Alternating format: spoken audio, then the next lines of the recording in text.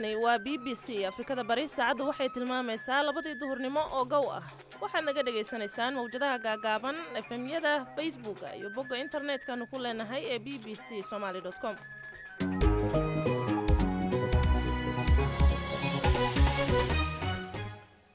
kulanti wacan oo wanaagsan dhegeystayaal waa duhurnimo Arbaca ah 11 bisha May ee sanadka 2022 idaacadda duhurnimo waxay idinla socodsiin doontaa anigoo ah Kawthar Maxamed Cabdulaahi qodobada aad ku maqli doontaana waxaa ka mid ah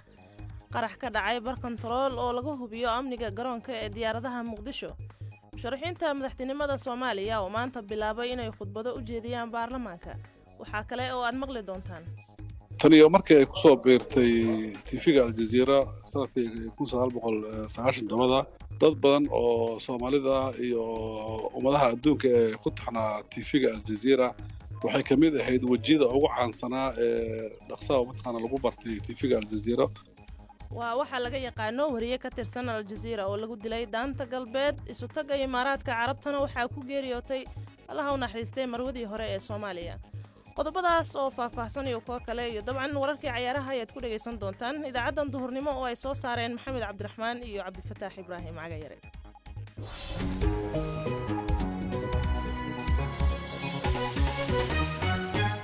sayeshe waxaan marka hore ku bilaabaynaa wararka caalamka ee BBC-da waxa uu diyaaraha Maxamed Shiil Xasan mahadsanid Kawsar wariyo muddo dheer u shaqeynaysay telefishinka Al Jazeera Shireen Abu Aql ay toogasho ku dileen ciidamada Israa'iil gabadhan ayaa warbixin ka sameynaysay howlgal ay ciidamada Israa'iil ka sameynayeen xarun ay ku nool yihiin dad qaxooti ah oo ku taala daanta galbeed Al Jazeera ayaa sheegtay in Shireen Abu Aql ay wejiga rasaas kaga dhacday saxafi kale oo isna la dhaawacay ayaa sheegay in rasaasta ay soo rideen askarta Israa'iil ayaa iyagu waxay sheegeen in laga yaabo in Shireen Abu Aql ay ku dhacday rasaas ay soo rideen Falastiiniyiinta sida ay yiraahdeen waxayna Israa'iil dafirtay in ay iyagu bartilmaameedsadeen gabadhaas saxafiyadda ah isagoo la hadlayay BBC-da ayuu danjiraha Falastiin u fadhiyo London Xazaam Zamlat uu Israa'iil ku eedeeyay in ay si ula kaca u toogteen Shireen Abu Aql Shireen was vividly and clearly shown as a Shireen waxaa si la arki karo ay u muujisay in ay tahay qof warbaahinta ka shaqayso saxafiyad ah sidaa daraaddeed waxaan u qaadanaynaa tani inay dil toos ah oo ulakac ah ahayd ma ahayn oo keliya Shireen qofka la beegsaday waxaa la beegsaday runta waxaa la beegsaday warbixinnada iyo xaadir ahaanshaha saxaafadda iyo qof walboo doonaya inuu dunida u gudbiyo waxa dhacaya the media presence everybody who wants to convey to the world what actually takes place baandoogii lagu soo rogay dalka Sri Lanka ayaa sii socon doona ilaa iyo Khamiista soo socota iyadoo rabshadaha ay weli ka socdaan meelaha qaar inkastoo kumanaan ciidamada la dhigay wadooyinka rabshadihii ugu xumaa ayaa xalay ka dhacay caasimadda dalkaas ee Colombo halkaas oo kooxo iska horjeeda ay dab qabadsiiyeen dukaamada ciidamada dalka Ukraine ayaa iska caabiyay weeraro ay ciidamada Ruushka ku qaadeen reeraha magaalooyinka Kharkiv iyo Donbas laakiin magaalooyinka ayay weli ka socdaan duqeymo xoog leh ciidamada Ukraine ayaa sheegay in ay dib u qabsadeen maamulihii la soo dhaafay 4 tuulo oo ku dhow magaalada Kharkiv warbaahinta Myanmar ayaa sheegtay in ciidamadoodu ay eedeyn u soo jeediyeen musuqmaasuq la xiriirta gudoomiyihii ku-xigeenkii hore ee bangiga dhexe ee dalkaas Bobo Enge ayaa hore u ahaan jiray nin u dhaqdhaqaaqa ardayda waxaana la xiray kadib markii uu dhacay sanadkii hore afgembigii talada looga tuuray dowladdii rayidka ahayd ugu dambeyntiina saynisyahanada Maraykanka ayaa rumaysan inay heleen sababta keentay cudurka loo yaqaano cudurka dagaalka gacanka ama Gulf War Syndrome kaas oo la helay 30 sano kadib markii uu dhacay dagaalkii gacanka saynisyahanada ayaa rumaysan in ciidamadu ay ka qaadeen cudurkaasi sunta sarin markii la duqeeyay baqaaradii kaydka hubka kiimikada ee dalka Ciraaq intaasi waxay nooga dhan warkii duhurnimo Kawthar aan mar kale idinku celiyo aad baad u mahadsan tahay Maxamed Shiil Xasan halka warkaasi aad ka dhageysanaysaan waa laanta Soomaaliga ee BBC-da dhageystayaal markana u diyaar garooba qaybaha kale ee idaacadeena duhurnimo waa tahay duhur wanaagsan mar kale aan ku bilaabnay ururka Al-Shabaab ayaa sheegay inuu ka dambeeyay qarax saaka ka dhacay bar control oo laga hubiyo dadka iyo gaadiidka galaya garoonka diyaaradaha ee Muqdisho warbaahinta taabacsan Al-Shabaab ayaa sheegtay in qaraxa uu la rumaysan yahay inuu fuliyay qof ismiidaamiyay in bartilmaameedku ahaa kolonyo ku socotay teendhada Afisioni oo ay hadda ka socoto khudbadda musharaxiinta madaxweynaha Soomaaliya. booliiska Soomaaliya ayaa sheegay in 7 qof ay ku dhaawacmeen qaraxaasi. Hafayeenka booliiska Soomaaliya Cabdifataax Aadan Xasan ayaa iga warramay qaraxa, wuxuuna marka hore faahfaahinaya sida ay wax u dhaceen. saakay abaaro 4 saac iyo 7 daqiiqo ayaa shakhsi nafti haliga ah wuxuu beegsaday jagboonti ku yaala number 4 ee laga galo airport Aadan Cadde. Shakhsigaas wuxuu u bareeray saakay in ummadda Soomaaliyeed nabad ku soo toostay isku dhaafaysay guud ahaan gobolada dalka iyo caalamkaba. waa xarunta ay dadku u maraan goobaha diyaaradaha ka raacaan iyo airportka laga aado, maadaama magaalada ay doorasho ka socoto ammaanka la sugay awgiina jidadka qaarkii markii la xiray loo amray bulshada Soomaaliyeed inay isticmaalaan inta airportka aadaysay dhoofaysa wadadaas kaliya ay ka galaan, maadaama wadada aad u mashquul badneedna shakhsiga nafti haliga ah oo isku soo xiray walxaha qarxa uu soo dhaxgalay kolonyadii baabuurta jeekinka u taagnayd xilli uu halkaasi taagnaa janan ka tirsan ciidanka xoogga dalka Soomaaliyeed ee General Garabay. marka gaariga jananka uu isku dayay inuu ku dhigo, laakiin gaarigoo xabadda aan karin awgii wuxuu ku qarxay banaanka. janankana waa caafimaad qaba, wax dhibana ma gaarin. marka khasaaraha ka dhashay qaraxaasi khasaaraha wuxuu ka kooban yahay ilaa 7 qofood oo 5 ka mid ah dad rayid ay yihiin oo saacadan aan kula hadlayo isbitaalka aan ku soo booqdo la joogo. ciidankii staafka jananka la socdayna waxaa ka dhaawacantay 2 qofood. marka dhaawacoodana waa dhaawac fudud, wax dhibana ma qabo. janankana waa caafimaad qaba. kaliya dadkan nabaddiidka waxay ka fikiraan bulshada Soomaaliyeed dhagahoodu maxay necab yihiin oo ay u necab yihiin inay maqlaan qarax iyo dhimashay necab yihiin. haye maanta qof hala qarxiyay leeyihiin. kaliya bulshada Soomaaliyeed dhagahoodu inay dhibaan kaliya u shaqeeyaan. annaguna ka aqbali mayno, waxaan u dhaaranay u dhimanaynaa in bulshada Soomaaliyeed la badbaadiyo. saakana ciidankii foojignaantiisa iyo nidaamkiisa uu ka yaabay awgi ayuu ku qarxay gaarigaas jananka oo feelka ku soo jiray oo rabay inuu bulshada Soomaaliyeed ay gudbaan, kadibna jananka uu gudbo. gaarigii markuu istaagayna wuxuu isku dayay inuu daaqada ku dhigo, laakiin waxna ma gaarsin, asagaa goobta ku go'ay. bulshada Soomaaliyeed 7 qofood ka dhaawacantay. alxamdulillah xaalkan hadda waa degan yahay, goobtuna waa ammaan, si caadi ah u socotaa shaqadii. marka 7daas qof ee ku dhaawacantay qaraxa xagee loo qaaday? walaal hadda aan kula hadlayo isbitaal Madiinaan joogaa, 5 ka mid ah la keenay. isbitaalka Digferna 2 la geeyay, maadaama isbitaalada kale oo dhinacaas xiga ay wadada ka xirneed oo doorashada awgeed sida ugu yar bulshada Soomaaliyeed ay ku adeega karto ammaankana lagu sugi karay. booliiska Soomaaliyeed muddo ka soo kirayeen. ciidanka booliisku waxay go'aansadeen in wadada number 4 iyo dekada isku xirta kaliya la kontrolo, la hakiyo dhaqaaqeeda, dadka shacabkana ay adeegtaan maadaama wadicii Ramadaankii laga soo baxay. booliiska Soomaaliyeed bulshada u adeegii bulshada wuxuu keenay in la yareeyo sida ugu yar magaalada loo xafidi karo ammaankeeda, baarlamaanka lagu xafido maadaama airportka ay tahay. marka taasayna ayaguna dhibsadeen, waxayna rabaan inay shanqar dhawaajiyaan oo yeeriyaan si bulshada dhigeeda loo. qaraxa maanta oo kale uu ka duwan yahay kuwii hore, badanaa baabuur ayaa loo adeegsan jiray qaraxyada, hadda se qof ayaa isqarxiyay. marka sidee xaaladaha noocaas oo kale ula tacaalaysaan? ciidanka booliiska Soomaaliyeed marka uu fikiray istiraatiijiyad ammaanka lagu sugo, sababtoo ah qoladan nabaddiidka ee bulshada Soomaaliyeed ka soo horjeeda ee dhibaataynaysa waxay fikiraan mar walba sidii bulshada ku dhibaatay lahaayeen. waxaa la badiyay jagboonjooyinka magaalada soo galo, waxaa la badiyay kontrooladii magaalada. maadaama la badiyay baabuurtii ay soo geli waayeen, waxay fikireen in shakhsi oo nafti haliga amiina lagu soo xiro. waa dareemi kartaa beryahan qof walbo socdo muwaadina lama dhihi karo isbaar oo jagboonjida qaarkood, laakiin waa la kontroolaa. haddaba ninkan nafti haliga wuxuu ka baqay hadduu jagboonjigu u dhawaado in la yidhaahdo shaatii kor u qaado oo askartu ay baaraan oo ka baqay, sababtaasoo ugu qarxay meelaan u dhoweyn jagboonjiga. marka kontroolka ammaanka keenay sababay nimankan inuu culeys fuulo, nabaddiidkuna ay fikiraan qaabkay qarax ay kaga dhawaaji karaan. taasaana annagana noo horseeday in bulshada Soomaaliyeedna ay ku badbaado, bulshadana ay wacyigelin badan ku qaadato. kaasi waxa uu ahaa afhayeenka booliiska Soomaaliya gaashaanle Cabdifataax Aadan Xasan oo iga warramayay qaraxa ka dhacay bar control aynu Muqdisho sii joogna ee magaalada Muqdisho, halkaas oo maanta barqadii ay musharaxiinta u tartamayeen madaxtinimada Soomaaliya ay ku soo gudbinayeen khudbadooda ay ku faahfaahinayaan waxyaabaha u qorsheysan inay qabtaan haddii xilkaasi loo doorto.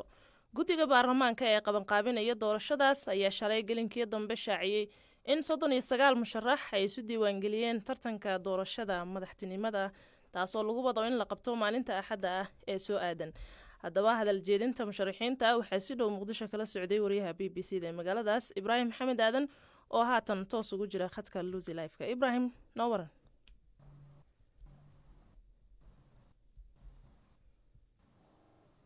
Hello Ibraahim. كوثري مرشح. هلو كوثر. waa ku maqlaa Ibraahim, ku soco.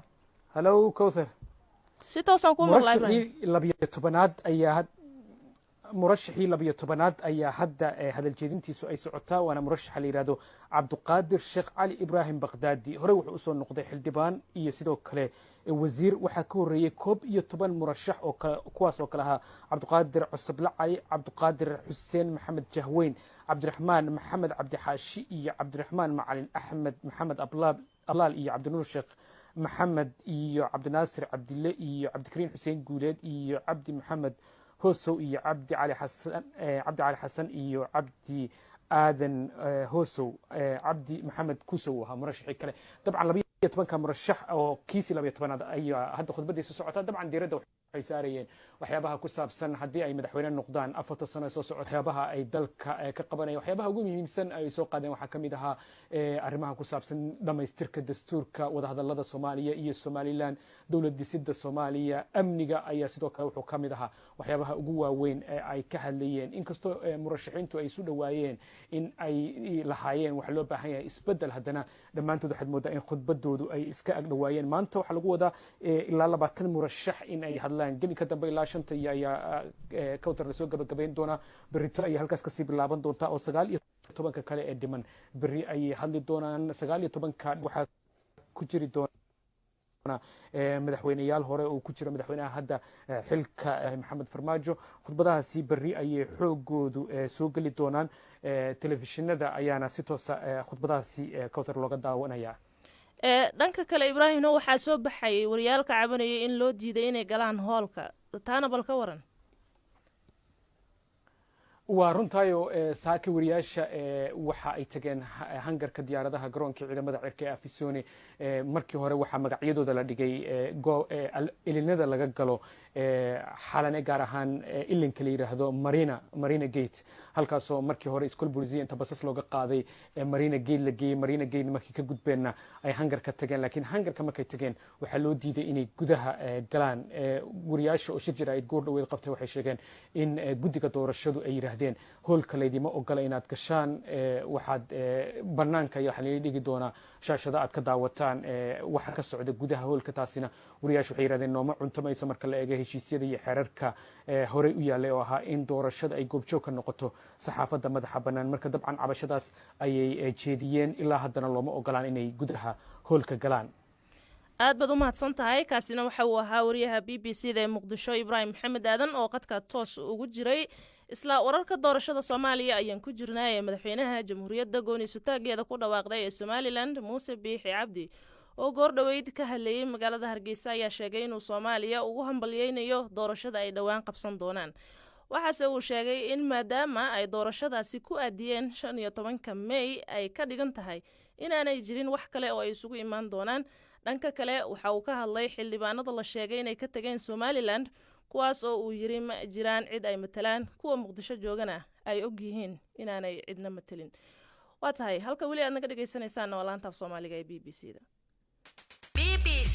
BBC waxaad ka heli kartaa wararkii ugu dambeeyay ee Soomaaliya iyo caalamka oo dhan maalin walba markana sida warka caalamka baad ku maqlayseen wariye ka tirsan Al Jazeera ayaa toogasho lagu dilay xilli ay ka warramaysay howlgal ay ciidamada Israa'iil ka fuliyeen daanta galbeed warbaahinta Al Jazeera iyo maamulka Falastiiniyiinta ayaa sheegay in qoryaha shiishka ee Israa'iil lagu toogtay Shaarin Abu Aqila xabaduna ay uga dhacday madaxa ra'iisul wasaaraha Israa'iil Naftali Bennett ayaa sheegay inay suuragal tahay in wariyaha ay ku dhimatay rasaas ay fureen xoogaga Falastiiniyiinta Maxamed Axmed Cabdulaahi Goosaar oo ay soo shaqeeyeen Shaarin ayaa iiga waramay taariikhdeeda Shaarin Abu Aqila 1922 ay ku dhalatay magaalada Qudus qoys ahaan waxay ka soo jeedeen magaalada Beit Lahm jaamacadda sayniska teknolojiyada Urdun ku taal waxay ka baratay injineeriyada architecture ama dhismaha guryaha kadib haddana mar labaad waxay wareegtay jaamacadda Yarmouk oo ay ka baratay kulliyadda saxaafadda oo isla dalka Urdun ah warbaahinno local ah oo Urdun iyo Falastiinba ah ayay u shaqo bilowday kadib waxay wareegtay idaacadda Monte Carlo oo Faransiiska ku taal kadib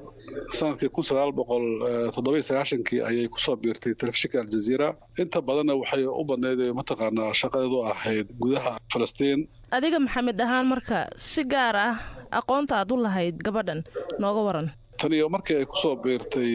tv-ga aljaziira sanadkii 1997 dad badan oo soomaalida iyo ummadaha adduunka ee ku taxnaa tv-ga aljaziira waxay ka mid ahayd wejiyada ugu caansanaa ee dhaqsaha mataqaana lagu bartay tv-ga aljaziira aadna loo jeclaan jiray kadib sanadkii 2012 ayaan waxaan nasiib u helay inaan ku kulanno magaalada dooxa gaar ahaan xarunta tababarada saxaafadda ee tv-ga aljaziira innagoo ka wada qayb qaadanay seminaar socday muddo 2 usbuuc ah meel wada deganayn meel wax ku wada qaadanaynay isbaranay noloshii hore shaashada aan ka aqaanay waxaa ku soo biiray inaan si life isu baranno oon muddo 2 toddobaad meel ku wada sugnayn oon ku wada noolayn marka waxaan dhihi karaa qofaan aqaano oo si dhowaan u aqaanay ahayd aad ayay ahayd qof degan bashaashaho mar walba ayadoo mataqaan dhoola cadaynayso ma hadal badnayn oo ma ahayn dadka aadka u sheeka badan laakiin mar waliba waxay focus ka saari jirtay in tiimkaasi ay ka tirsan tahay iyo dadka markaasi la joogo ay ku dhex jirto oo haddii la sheekaynayo haddii mawduuc la hayo mawduucaasi dhegaysigeeda badnaayo inta ay dhex galayso ama hadlaysay waxaa ka badnaa intay jecday dhegaysato marmar inay su-aalo kaa weydiiso soomaaliya oo kale iyo xaaladaha lagu shaqeeya iyo way dhici jirtay marka sidee kuu taabatay geerideeda maadaama aad aqoon isu lahaydeen walaahi waad dareemi kartaa qof aad taqaana shaqo wadaag ahaydeen xirfad wadaag aad ahaydeen markii oo dilkiisa lagu soo sheego inay xanuun leedahay inaad ka naxayso waa sax oo duruufo isu dhowo soomaaliya iyo filistiin meelo badan way iska shabahaan oo xagga ammaan darrada iyo dilalka iyo dhaawacyada ama dhacdooyinka la tabinayo markuu waxaad la filanayo iyo markay si kaysa mataqaana aad warka u maqasho waxa way aad ay u kala xoog badan yihiin marka waxaan dhihi karaa waa aad wax lagu xumaado oo aad looga murugoodo weeye ilaahay waxaan mataqaanaa u rajaynaynaa in dadkaasi dadkii matalaysay iyo fariinta ay xambaarsaneyd ee mataqaana u halgamaysay in halkeeda ay ka socoto dadkaas reer falastiina si ay u dhan yihiin dhibkaasi inay ka baxaan oo ilaahay ka dulqaado xornimadooda iyo madax banaanadooda ay helaan muddadii ay u shaqayn jirtay aljaziira maxaa ka mid ah barnaamijyadii ay qaban jirtay ee lagu yaqaanay shaqadeeda horta rasmiga ah iyada waxay ahayd wariye war ka soo tabiyo fieldiga ama waxa afka carabiga ah muraasil meydani waxay soo tabin jirtay taqaariirta ama ha noqdaan newska ama waxa loo yaqaano featureka ha noqdaan arrimaha caafimaadka bulshada ganacsiga horumarada wixii macnaha markaasi ka jiray xaaladda guud ee waddankaasi ay joogtay way soo tabin jirtay dhacdooyinka newska ah ee mataqaana dhaco ama kuwa siyaasadda ama kuwa degdega ahna way soo tabin jirtay waxaa u badnaayo caan ku ahayd waxa loo yaqaano walk and talk oo ah in si life ah meeshii wax ka dhaceen oo ay riboodka mataqaana ka soo tabiso isla markaasna meeshii ay tahay meel amni darro ah xabad ka dhacayso waqtigeedun baa qadarnaa saaka inay kusoo aadee oon xilli kasta ay imaan kartay inay mataqaana ay la kulanto maxamed axmed cabdulaahi wuu mahadsan yahay markana allah u naxariistee magaalada dubaay ee waddanka isotaga imaaraadka carabta waxaa ku geeriyootay xaawo cabdi samatar oo ahayd marwadii uu ka geeriyooday marxuum cabdulaahi yuusuf axmed madaxweynihii hore ee soomaaliya haddaba doctor hodan siciid ciise oo ay si dhow isu yaqaaneen marxuumadda geeriyootay ayaan wax ka weydiiyey taariikhdeeda inaa lilaahi wa innaa ilayhi raajicuun ilaahay waxaan uga baryaynaa horta marxuumadda xaawo cabdi samantar xaawo cirdiyaambo in ilaahay horta jannatulfirdowsa ka waraabiyo ehelkeedii iyo qaraabadeedii iyo dadka soomaaliyeedna in ilaahay sabri siiyo xaawo runtii wax yar oo xanuunkeeda sida igu maqaalo ah wax degdeg ah buu ahaayo inkastoo dee dadku waqti cimrina waa jiraa waqtina waa jiraa ilaahay markuu qofka maaragtay waqtigiisu yimaado xanuunkii kolley waqtigeedii baa yimi waxayna dhimatay xalay waqtigii waagu soo baryaayay allah u naxariisto maxaad nooga sheegi kartaa taariikhdeeda inta aad ka taqaano labaatan intaan ka aqaano waxay ahayd hooyo soomaaliyeed oo runtii haddii la ogaado hal gandhaba nolosha u soo gashay waqtigii dowladdii ay jirtay soomaaliya ka burburka ka hor waxay ahayd hooyo waxay ahayd haween xaasa waxay ahayd askariyad waddanka usoo shaqaysay oo runtii qayb weyn ka soo qaadatay soomaaliya hooyana way ahayd carruurteeda korsata waxaa jirtay waqti uu odageedu allah u naxariistay cabdulaahi yuusuf halgamaa askari waddanka wax badan kaalin weyn ka soo qaatay markii uu bannaanka aaday oo xuquuq u doodka uu ahaa waxay dood garan kartaa hooyo caruur yaryar looga tegey oo inay shaqayso iyo inay caruurtii koriso oo muddo ku jirtay muddo badan hadalkii oo dhan marka lasoo koobo caruurta waatay Canada aadeen wadan qurbaa caruur ku kori kaliga doorku xanaamisanay inay hooyo halgamaa dhinac kastaba dhinaca wadanka dhinaca ilmo korinta dhinaca maaragtay markii dambe ee ay timi oo Cabdullaahi Yuusuf loo doortay Allah u naxariistay isagana odageeda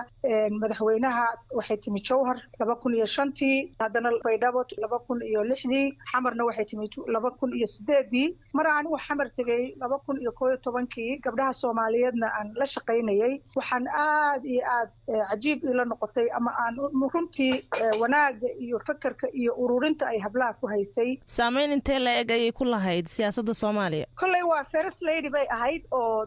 qofka bini'aadanka markuu odageedu madaxweynaha ahaa kama fursanayso inay waxyaalo badan oo siyaasadda Soomaaliyeed ay ugu dhaweyd oo tala bixin iyo waxaasba inay ka qayb galayso waa muhiim taa waa la ogyahay wax laga debate gareynaya ma aha laakiin qof firfircoon oo siyaasadda ku dhex jirta oon ka maqnayn oo wanaag badan ka talisay ayaa lagu yaqaanay dib u heshiisiintii oo kale waqtigiisii waxaan maqlay aad iyo aad bay uga qayb qaadatay gaar ahaan qof dumara oo first lady ah waxa had iyo jeer laga filayaa ilaan siyaasadii weyneyd odaga iska leh dumarka waxay u qabatay tabaalo badan ay soo mareen waqtigii xarbul ahliga inay gabdhaha hadday isku furmaan isbitaalada diihaalada siyaasadda gabdhaha waxaas oo dhan fiican bay uga qayb qaadatay dhisitaankii Puntlandna ka waran door intee la eg ayay ku lahayd dhisitaankii Puntland waqtigaas kulley maadaama odagiina halkaa wax badan bay ku lahayd ama dadka la wada heshiisiyo ama qadiyad guud la yimaado fikrad firfircoon oo madax furan oo hooyanimo ku shaqaysa bay ahayd waqtigaas markii ugu dambeysay Allah u naxariistay Xaawa Cabdi Samatar maxay qaban jirtay wallahi dad marna watii Allah u naxariistay Yuusuf baaba xanuunsanayo muddo badan ay ku mashquulsanayd inay baxnaaniso la joogto hayso markii dambena ilmaheedii iyo Dubai iyo xagaas bay maaragtay ku sugnayd oo haddana iyadaaba markii dambe xogaa xanuunsanaysay marka waa kun hooyo caruur iyo ayeeyo iyo waxbaad iska noqonaysa waad iska mashquulaysaa gabdhaha Soomaaliyeed anigu markaan tagay 2010 iyo 2011 waxaan u tagay gaar ahaan gabdhaha ururka 16 degme ee xamar waqtigaas iyagoo aad iyo aad ugu heegan oo ka fikira siday isugu keentay oo isbitaalada iyo ka caawisa waqtigaas resources badan ma jirin waad la socotaa hay'ado iyo gambaniyo wadamo badan oo inagu waxayna siinayeen ma jireen sida hadda Soomaaliya tahay xalbul ahdigii baa laga soo baxayay laakiin intii tabarkeeda ah inay dib u heshiinta ka shaqaysay inay hablaha isku furmay caawisay qof ahludiin ay ahayd dumarka isku ururisay Dr. Hodan Saciid Ciise oo ay siqaaneen Allah u naxariistay Xaawa Cabdi Samatar ay taasi ahayd ciyaarihiina markaan aan eegnay caawa waxa dhacaya kulamo ka tirsan horyaalka Ingiriiska ee Premier League Leeds iyo Chelsea ayaa wada ciyaari doona 9:00 fiidnimo ay ciyaartaasi soo galaysaa Leicester City iyo Norwich way wada ciyaari doonaan 9:00 fiidnimo iyo qadar 45 daqiiqo isla waqtigaas waxa wada ciyaari doona Watford iyo Everton halka Wolves iyo Man City-na ay wada ciyaari doonaan 10:00 habeenimo iyo qadar 15 daqiiqo ciyaarihiina halka ay noo joogeen markana baafinta maanta waxaa soo yahay BBC-da Nairobi si toos ah idinkaga soo tabinaya anigoo ah Jamaal Axmed Abdiraxmaan iyo Fartuun Ismaaciil Fartuun mahadsanid baafinta ugu horreysay maanta waxay naga soo gaartay Ayaan Maxamed Jaamac oo joogto Garow waxay baafinaysaa Maxamed Aadan Xasan waxa uu wardambeysay isagoo ku sugan Yemen sanadii 2015 haddaba haddii uu maqlayo Maxamed Aadan Xasan ama ay jirto cid garanaysa fadlan warkiisa la gaarsiiyo Ayaan Maxamed Jaamac iyadoo wixii waraa loo sii marsin karo xafiiska baafinta bishacas ay ku leedahay Garowe mulki Cabdinaasir Cabdullaahi waxay baafinaysaa Axmed Cali Cusmaan ugu wardambeysay isagoo ku noolaa Hong Kong sanadii 2014 haddaba hadduu maqlayo Cabdisalaam Cusmaan ama ay jirto cid garanaysa fadlan warkiisa la gaarsiiyo mulki Cabdinaasir علي iyadoo wixii hore loo sii marin karo xafiiska baafinta bishacas ay ku leedahay Baraawe Ciise Caalin Axmed oo jooga Afgooy waxa uu baafinayaa Fuaad Ciise Caalin waxa uu wardambeysay isagoo ku sugan Yemen sanadii 1999 haddaba haddii uu maqlayo Fuaad Ciise Caalin ama ay jirto cid garanaysa fadlan warkiisa la gaarsiiyo Ciise Caalin Axmed iyadoo wixii hore loo sii marsin karo xafiiska baafinta bishacas ay ku leedahay Marka Cabdiqaadir Axmed Yuusuf waxa uu baafinayaa Xasan Axmed Yuusuf ugu wardambeysay isagoo ku noolaa hong kong sanadii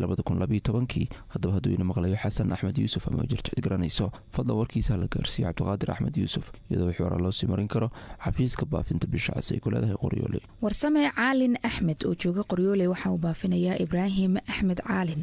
waxa uu wardambeysay isagoo ku sugan mareykanka sanadii haddaba haddii uuna maqlaya ibraahim axmed caalin ama jirto cid garanaysa fadlan warkiisa hala gaarsiiyo warsame caalin axmed iyadoo wixii waraa loo sii marsiin karo xafiiska baafinta bishacas ay ku leedahay marka. maxamed cali cabdi waxa uu baafinayaa salaad maxamed cali oo ugu wardambeysay isagoo ku noolaa dalka zambiya sanadii haddaba hadduu ina maqlayo salaad maxamed cali ama jirto cid garanayso fadlan warkiisa la gaarsiiyo maxamed cali cabdi iyadoo wixii waraa loo sii marin karo xafiiska baafinta bishacas ay ku leedahay walaweyn. raaliye maxamed cali waxa ay baafinaysaa bashiir maxamed cali waxa uu wardambeysay isagoo ku sugan etoobiya sanadii haddaba haddii uuna maqlayo bashiir maxamed cali ama ay jirto cid garanaysa fadlan warkiisa hala gaarsiiyey raaliye maxamed cali iyadoo wixii waraa loo sii marsiin karo xafiiska baafinta bishacas ay ku leedahay marka. maryan cabdi ibraahim waxay baafinaysaa doolaay cabdi ibraahim ugu wardambeysay iyadoo ku sugnay dalka yemen sanadii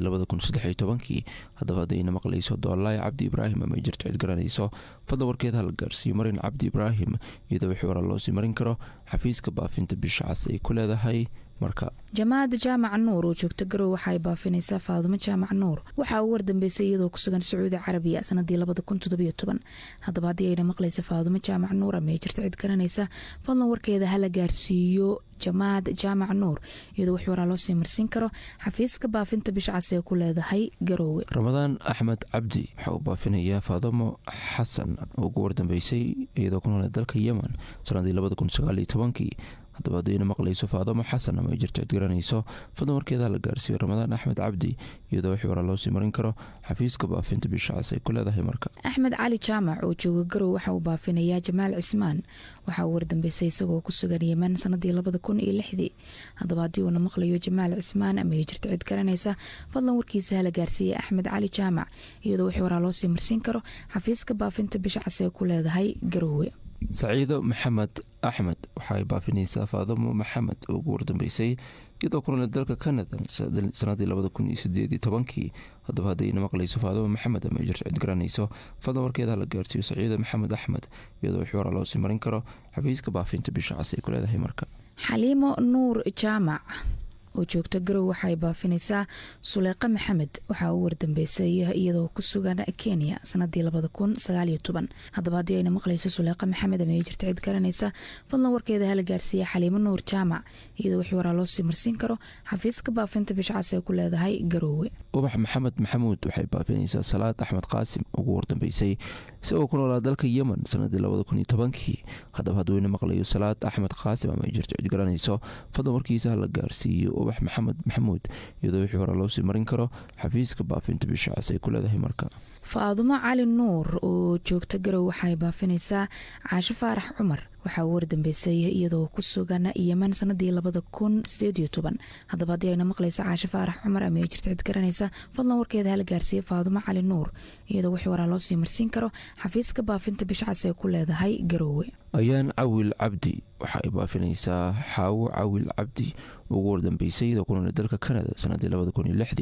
haddaba haddayna maqlayso xaawo cawil cabdo ama ay jirto cid garanayso fadlan warkeeda la gaarsiiyo ayaan cawil cabdi iyadoo wixii hore loo sii marin karo xafiiska baafinta bishacas ay ku leedahay marka. ayaan caalin sabriye oo joogta baraawe waxaay baafinaysaa axmed caalin sabriye waxa uu wardambeysay isagoo ku sugan canada sanadii haddaba haddii uuna maqlayo axmed caalin sabriye ama ay jirto cid garanaysa fadlan warkiisa hala gaarsiiyo ayaan caalin sabriye iyadoo wixii waraa loo sii marsiin karo xafiiska baafinta bishacas ay ku leedahay marka. deeqo cali saalax waxay baafinaysaa cali axmed saalax ugu wardambeysay isagoo ku noolaa dalka kenya sanadii haddaba hadduyna maqlayo cabdi axmed saalax ama jirto cid garanayso fadlan warkiisa la gaarsiiyo deeqa cabdi saalax iyadoo wixii hore loo sii marin karo xafiiska baafinta bishacas ay ku leedahay marka. cabdulaahi cumar faarax oo jooga wallaweyn waxa uu baafinayaa aamine salaad faarax waxa uu wardambeysay iyadoo ku sugan jarmalka sanadii haddaba haddii ayna maqlayso aamine salaad faarax ama ay jirto cid garanaysa fadlan warkeeda hala gaarsiiya cabdulaahi cumar faarax iyadoo wixii waraa loo sii marsiin karo xafiiska baafinta bishacas ee ku leedahay marka. barwaaqo abuukar xuseen waxay baafinaysaa xuseen abuukar xuseen ugu wardambeysay isagoo ku noolaa dalka turkiga sanadii 2019 haddaba hadduu maqlayo xuseen abuukar xuseen ama jirto cid garanayso fadlan warkiisa la gaarsiiyo barwaaqo abuukar xuseen iyadoo wixii hore loo sii marin karo xafiiska baafinta bisha cas ay ku leedahay beljimka. asad cilmi xaashi oo jooga baraawe waxa uu baafinayaa caalin asad cilmi waxaa ugu wardambeysay isagoo ku sugan london sanadii 2017 haddaba haddii uuna maqlayo caalina asad cilmi ama ay jirto cid garanaysa fadlan warkiisa la gaarsiiya asad cilmi xaashi iyadoo wixii waraa loo sii marsiin karo xafiiska baafinta bishacas ay ku leedahay marka. baafinta ugu dambeysay maanta waxay naga soo gaartay xaawa cali xasan waxa ay baafinaysaa xaliimo cabdi xasan ugu wardambeysay iyadoo ku noolaa dalka talyaaniga sanadii 2016 haddaba haddayna maqlayso xaliimo cabdi xasan ama ay jirto cid garanayso fadlan warkeeda la gaarsiiyo xaawo cali xasan iyadoo wixii waraa loo sii marin karo xafiiska baafinta bishacas ay ku leedahay baraawe. baafintiina waa naga inta. jamaal iyo fartuuno ay mahadsan yihiin baafintaas ayayna kusoo gabagabaynayaa guud ahaan idaacaddii duhurnimo waa inoo 5 galabnimo inta ka horeysa waa anigoo ah Kawthar oo idin leh sidaas iyo nabadgelyo.